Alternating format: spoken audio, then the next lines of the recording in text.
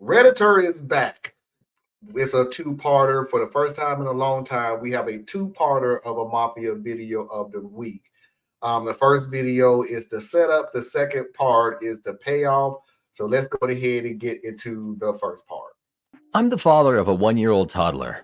Recently, she started teething as her molars have started to come in. First, it was the top ones for about a week. Then we had a week's break, and now the bottom ones are coming in. It's clearly causing my daughter a lot of pain, especially at night. Before, she was a good sleeper, but now it's been rough. She's been waking up around 1 a.m. and then 3 a.m. daily, screaming with our little fingers in her mouth. My wife and I have tried comforting her, bringing her in our bed. She sleeps in our room anyway, and her crib is next to our bed, but normally she likes to sleep cuddled up when she's uncomfortable. We've even given her baby Motrin to help her with the pain, but she still screams for about 10 to 20 minutes each time until we're able to settle her down. It's shrill and it sucks, but there's not much we can do beyond what we're already doing. We live on the ground floor of a new condo building. It's made of heavy concrete and decently soundproofed, but it's not perfect. Above us lives a single woman in her late 20s, early 30s. This is an expensive part of town in a new building, so we can assume she's decently moneyed. She also keeps her balcony door open all day and night, and it faces directly into our courtyard.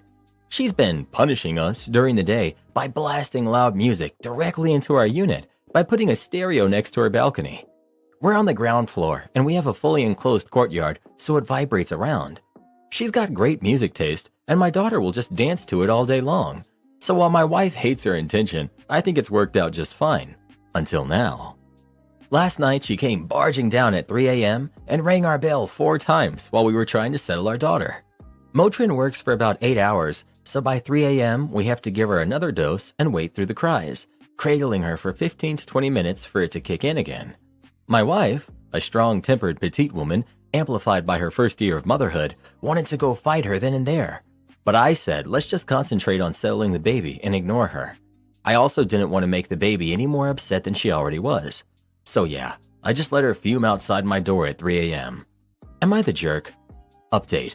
I delivered a small care package to her door with a long letter and a bottle of wine and chocolates. But your neighbor treated you like that and you gave her wine and chocolates? Bruh. She was not home, so I put it next to her door. We're only here for a couple of months, temporary rental until we finish construction, but I'd rather offer an olive branch than see all the pettiness continue. Yes, it sucks to be woken up. Yes, it's a shared building. Yes, people throw parties here until 3 a.m. on the weekends. Yes, babies cry and we try our best. For those who live in very big cities, mine has 22 million, this is what you experience. I'm listening to loud mariachi music from the neighbor across the way right now. Dude, you too soft. That's one. The two, I do like your laid back attitude. That's also cool as well. Your wife is probably high strung, so you're probably really low key. That's usually how relationships work. So yeah, it's whatever. Babies cry, you're 100%. I straight up the lady. I like mariachi music too. But anyway, this lady, I mean, like, yo, for real. I understand my child is crying or whatnot, and I'm wondering what kind of lungs this kid has that you got your patio door is closed. I would hope. So if your baby is crying to the point that going through the patio door, cross the courtyard, and bothering this lady over here, either she's just bothered by the sound of children, or you don't have your door closed. So one solution would be is you close your door and she closes her door, and we just solved the problem. The problem that I have with this story is the parents, and I'm going to assume you're young parents. I really am, and I'm pretty sure this. The second video goes into it, of course. You don't give your child pain medicine after the first dosage wears off. You literally have started over. That means you are waiting until your child is in pain again. Yeah.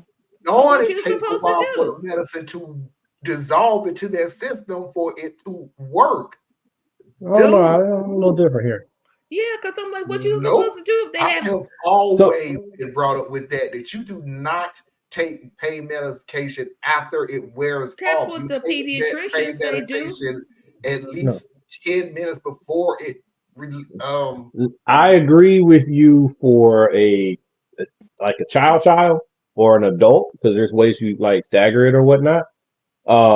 But for teething, like no, I'm not there because you know for me it's like one of the things and you said they're probably like new parents, but for more experienced parents, you also know that you alternate Motrin and Tylenol.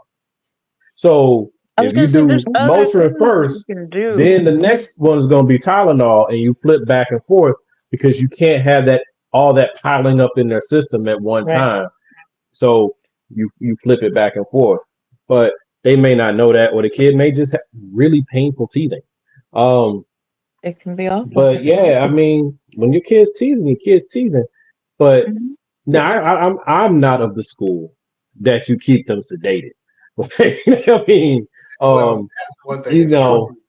It'll come up in the next video. I Oh, that's right. honestly, You've seen more than we have. So yeah, I think I don't even think I've given my daughter pain medicine when she was teething out. She chewed the living crap out of that doggone teething ring like it was no tomorrow. Like, sweetie, that's not food. I need you to calm down now. But hey, who am I to speak? I'm not going through the pain, and she is.